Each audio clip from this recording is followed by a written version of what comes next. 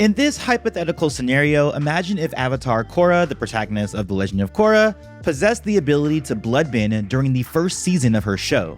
Bloodbending is a rare and highly controversial technique that allows its users to manipulate the blood inside another person's body, granting them complete control over their actions. If Korra had the ability to bloodbend, it would significantly alter the dynamics of her character and the events that unfold in the series, particularly the events of Book 1. Bloodbending, initially introduced as a dark and forbidden art, will present Korra with difficult choices regarding its usage, first and foremost with her mentor Tenzin. If Korra learned bloodbending and Tenzin, as her teacher and mentor, had to navigate this new development, it would present both challenges and opportunities for their relationship. Tenzin might initially struggle to accept Korra's bloodbending abilities, given its dark nature. His strong adherence to air nomad principles and his belief in pacifism could make him hesitant to support or teach Korra how to use bloodbending. This resistance could create tension between them and hinder Korra's progress in mastering this skill. What's more, Tenzin might try to restrict Korra's use of bloodbending, allowing her to explore its potential only under strict supervision or in dire circumstances, which we'll get into a little bit later in this video.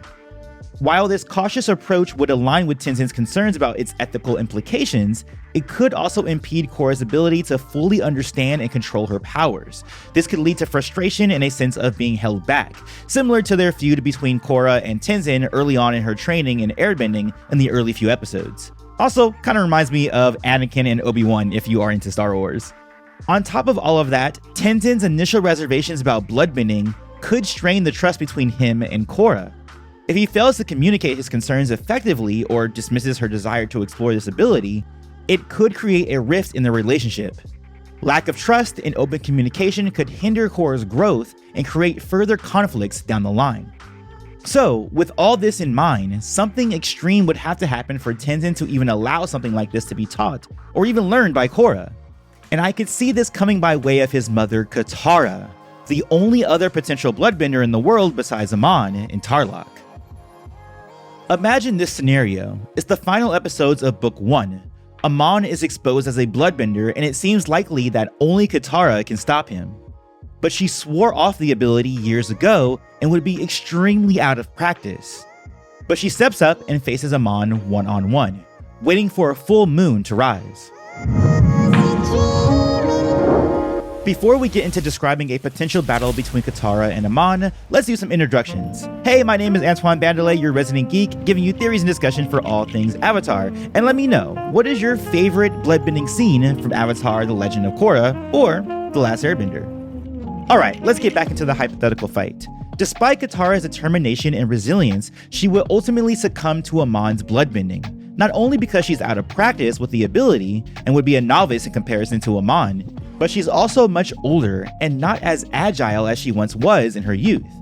And it's possible that at the end of her battle with Amon, she would lose her bending, similar to the way that Lin Beifong lost hers, which, by the way, is one of the most heartbreaking scenes in all of Legend of Korra to me. Katara's hypothetical defeat would serve as a turning point in the story, highlighting the severity and danger of Amon's bloodbending abilities.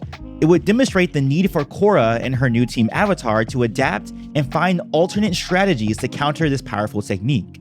More than that, it would see a change in Katara as well, who would finally agree to teach someone in the ways of bloodbending, despite outlawing it in her youth. And seeing as Korra is the Avatar, she should have the raw ability to square off against Amon. At the very least, I think a theoretical lesson in bloodbending would be helpful. If Korra had been taught about the effects of bloodbending and what it feels like when used on a person, she might have been able to identify what Amon was doing sooner, or how to more easily combat it. But in this scenario, let's say Korra learns the full extent of the ability from Katara.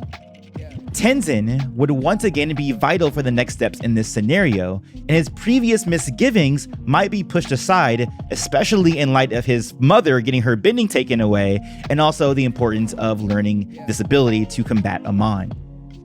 Of course, this is all under the assumption that Katara could learn bloodbending to begin with without the full moon. Let's say her avatar status allows for this hypothetical to even exist. So, learning bloodbending would likely be very emotionally taxing for Korra.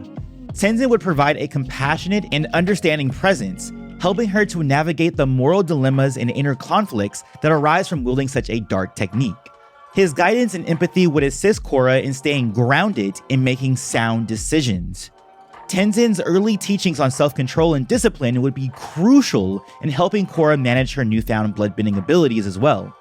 He would emphasize the importance of restraint and avoiding unnecessary harm, teaching her techniques to temper her impulses and maintain control over her powers, which is especially important for a character like Korra, who we have seen can be a hothead. Essentially, Tenzin would be molding her into an air nomad bloodbender, which might be the best way to use the ability, not as a hothead firebender or a stubborn earthbender, but as an airbender. Ultimately, Tenzin's role as Korra's teacher would be challenging in a scenario where she learns bloodbending. Balancing his values and beliefs with the responsibility of Korra's growth would require Tenzin to adapt his teaching methods and approach. His support, guidance, and ability to reconcile his concerns with Korra's needs would greatly influence how she integrates bloodbending into her journey as the Avatar. Given Korra's inherent desire to protect others and fight for justice, it is likely that she would lean towards using bloodbending for good rather than evil. She would recognize its immense power and potential for harm, prompting her to exercise caution and restraint. Korra would understand that using bloodbending against innocent people or for personal gain would be morally wrong and counter to her role as the Avatar. Remember, Korra isn't an evil hothead just for being an evil hothead's sake. She's usually a hothead in light of being a good person. She just does it usually in a more aggressive manner, which of course is very important to not do when using something like bloodbending. However, despite her best intentions, bloodbending would undoubtedly present Korra with a profound internal struggle.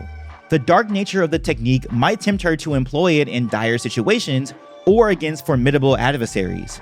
She would have to navigate the fine line between using bloodbending as a last resort and becoming consumed by its power. Korra's journey throughout the first season of the show as it stands now in its original situation, not this hypothetical, is a journey of maturity and self-discovery, and the ties to airbending and the teachings of Tenzin would be even more important than how they were presented in the original story. Korra would need to grapple with her newfound ability, wrestling with the ethical implications and the consequences that come with it. The lessons she learns along the way would likely reinforce her understanding of the importance of balance, self-control, and responsibility, especially when she wields a power as great as the Avatar state. Being able to master something like bloodbending would set her down a more solid path of balancing great power with greater responsibility, a huge theme for any would-be Avatar.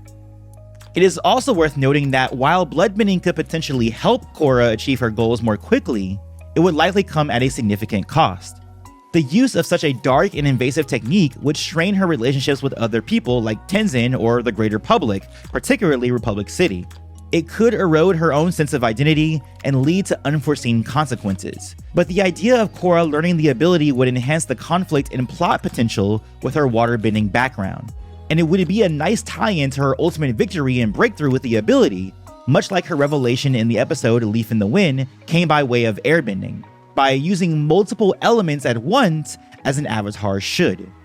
And I think all of that juicy conflict could arise even more so when Unalaq steps into the scene in the following season, especially if Korra is in a vulnerable position with her use of bloodbending.